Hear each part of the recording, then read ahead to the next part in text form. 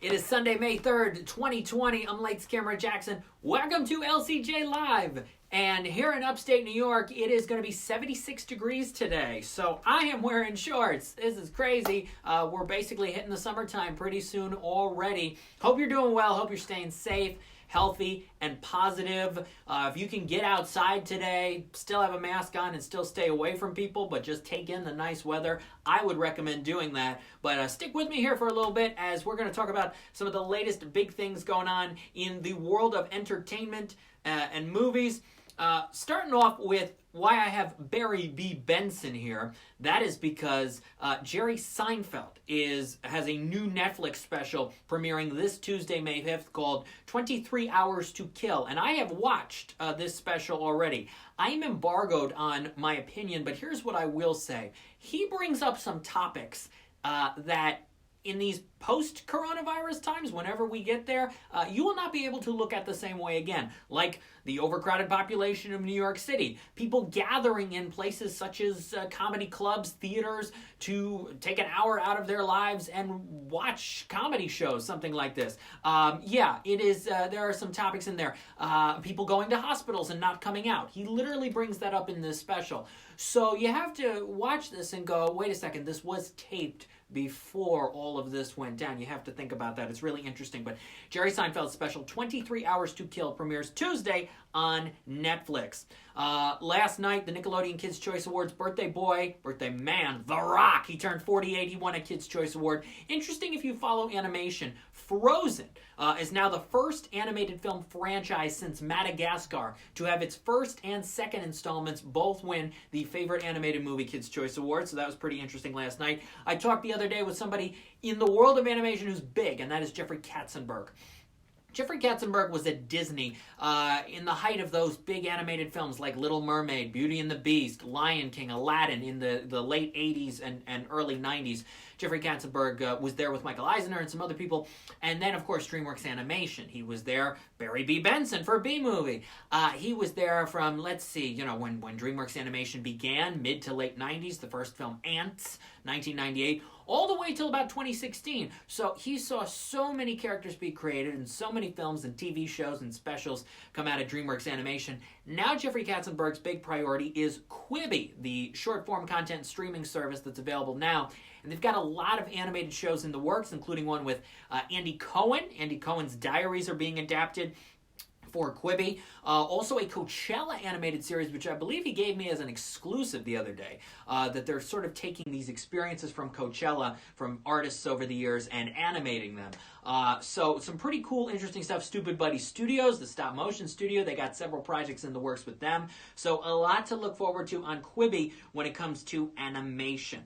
Speaking of animation, tonight, new LCJ Q&A podcast episode with the executive producer of Solar Opposites, Josh Bicel.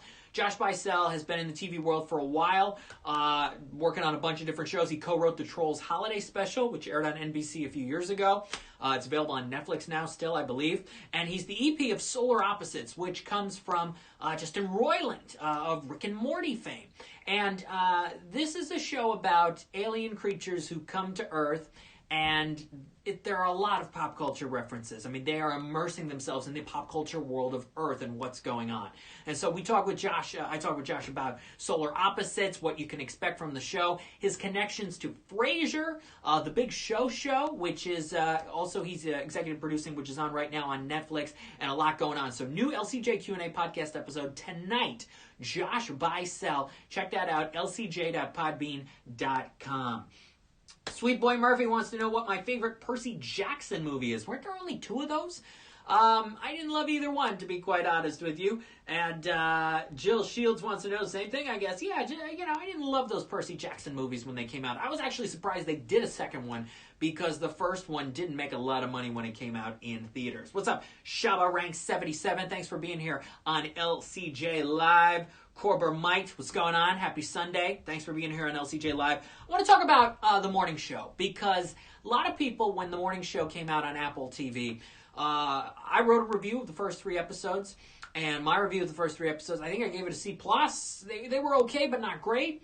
I decided to give the morning show another chance, and I am so glad I did, because when you go from episode 4 on, it is pretty consistently good, and some episodes are better than others. There are some great moments. The final scene of the final episode is great. But yeah, I'm going to have more of my thoughts on the morning show tomorrow over at lights-camera-jackson.com, because if you're looking for a new show to binge, I recommend you either do a free trial and watch all 10 episodes of The Morning Show of Apple TV, or get Apple TV and watch The Morning Show, because it is worth it. All 10 hours. You could do it in one day. 10 hours. Would it have maybe worked better and made more money with David Henry in the lead role for Percy Jackson? These guys want me to talk about Percy Jackson. I don't know. I like Logan Lerman. He's done some decent things. Maybe if it didn't just copycat Harry Potter and the vibe of all that and come out around the same time as much, maybe it would have made more money. But the morning show, the thing about the morning show is that even if you're not in the world of television, even if you're not immersed in it, even if you haven't been invested in morning TV like I have over the years, you will find a lot out of this show. You will get a lot out of this show. The humor, the intensity, the relationships, and the performances. Jen Aniston is great. Reese Witherspoon gets better and better as the show goes on. Steve Carell, somewhat limited in terms of screen time, but he makes the most out of it. And I think the MVPs of the morning show are Mark Duplass, who plays the executive producer of the morning show itself, and Billy Crudup. His character deserves his own spin-off show. He's the executive of the network. He's running the news and entertainment divisions now when the show gets going. Billy Crudup is great. This is a character that you could only dream of having if you're an actor. You get this part with such juicy dialogue and mannerisms and tone and just subtle expressions with your face and the inflections in your voice. Billy Crudup's been in a lot over the last several years, and maybe you've been thinking, he's been playing the same character over and over again. Trust me, this is different. This is great. He deserves his own show.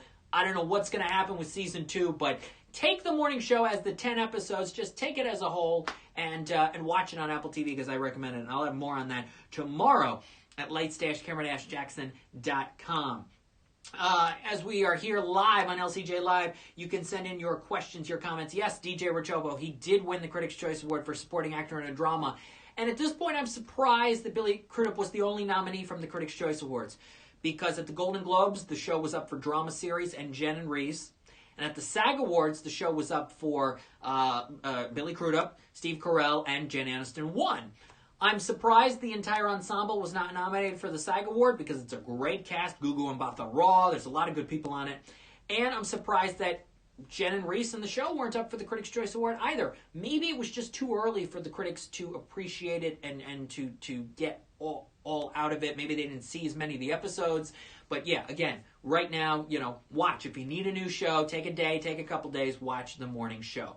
Some new movie release date news in the last day or so. Spiral, the Chris Rock Saw movie, supposed to come out next Friday the 15th, has now been pushed an entire year.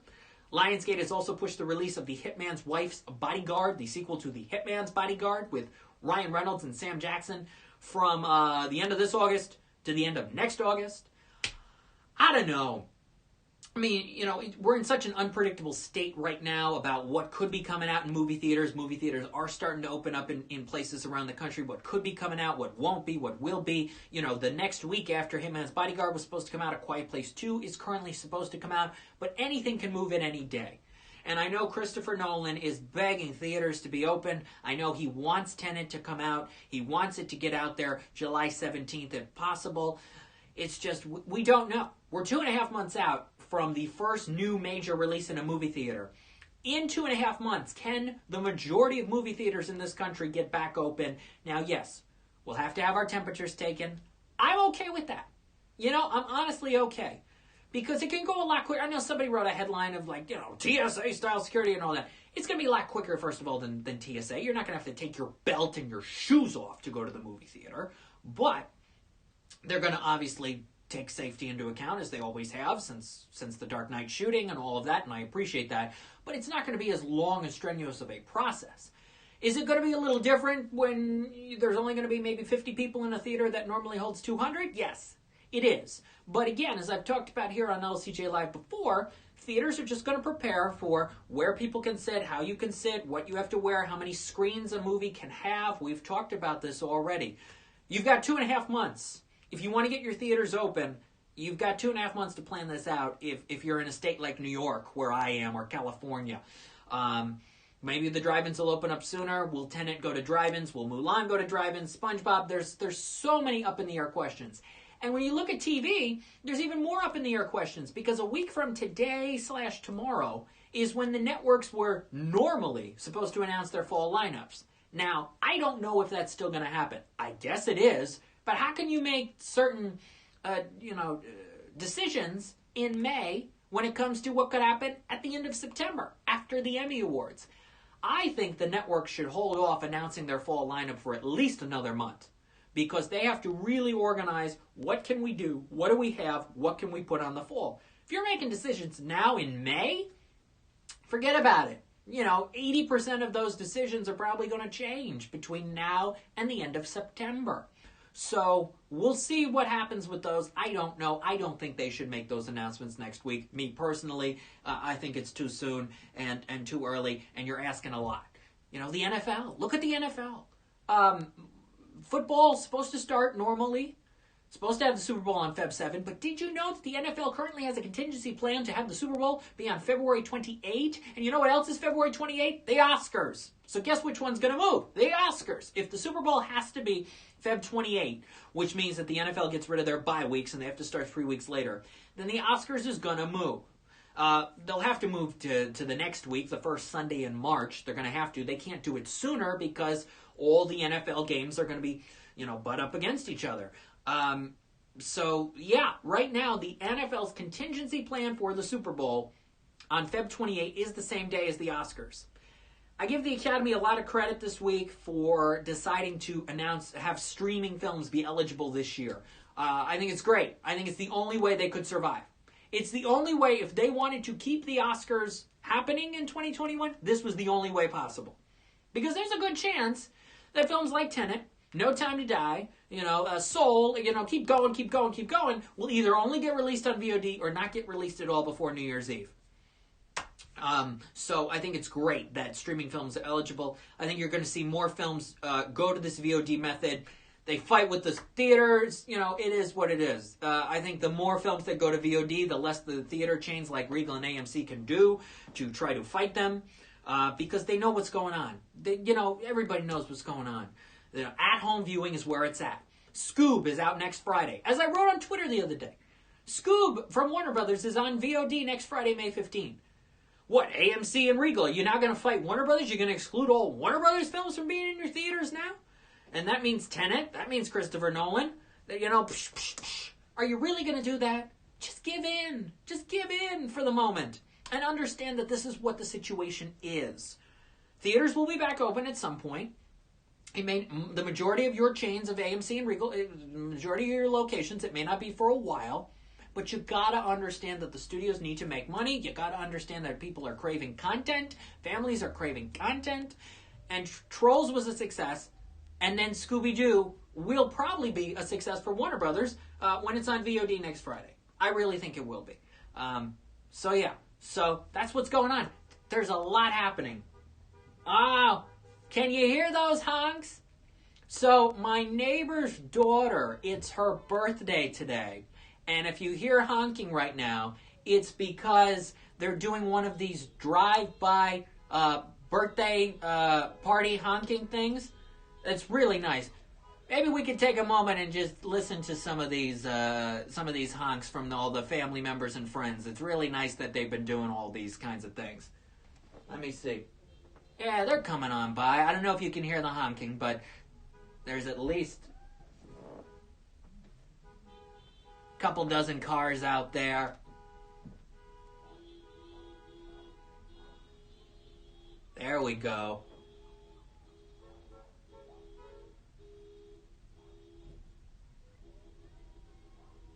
They're shouting happy birthday. It's really nice that they're doing this. There's an elementary school near me as well, and the other day, literally 100 cars, maybe even more, came down the street to to say hi to her and everybody who's around here who goes to the elementary school, all the teachers and the principal and everybody. It's really nice that they're doing these birthday drive-by events. It's really good.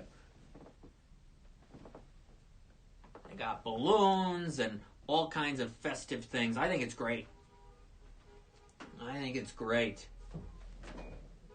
So we're live here on LCJ Live. Don't know if you can hear the honking, but friend's daughter having a birthday. Are there drive-by birthdays near where you live? Let me know right here, right now on LCJ Live. If there are any of those near you, I think it's great what they're doing for everybody. And they got gifts. They're handing out gifts. It's really nice what they're doing with these drive-by birthday parties. If you're just joining us here on LCJ Live, my neighbor's daughter, my friend's daughter, is having a birthday party, and we got a drive-by birthday going on. Lots of honking, lots of festivities, lots of gifts. I think it's great that they're doing these kinds of things. Huh? Yeah. And they keep it going right here on LCJ Live. Next week, we're going to talk more about Scooby-Doo. Next Sunday, it'll also be Mother's Day, so we'll talk about Mother's Day and what plans might be for that. Film watching, TV watching, there's a lot going on with that. Scooby-Doo is the big movie coming out, but there are a few others as well, including the Capone movie with Tom Hardy, and there are some indie films that I'll be watching as well, like Hope Gap, starring Annette Bening. I'll be watching that. Also a film called Driveways, which I have seen already. It's a film starring the late Brian Dennehy. That's coming out this week. So we'll see how those do for viewers and moviegoers and audiences watching it this weekend on video on demand. I watched a film yesterday called Star Dog and Turbo Cat, an animated film coming to DirecTV Cinema on May 21st. And it's a fun animated film, and I hopefully will be interviewing the director. We'll see what happens there. But a lot of animation content coming your way very soon, film and television, and a lot coming at you on VOD. So there will be more to talk about next Sunday on LCJ Live on Mother's Day.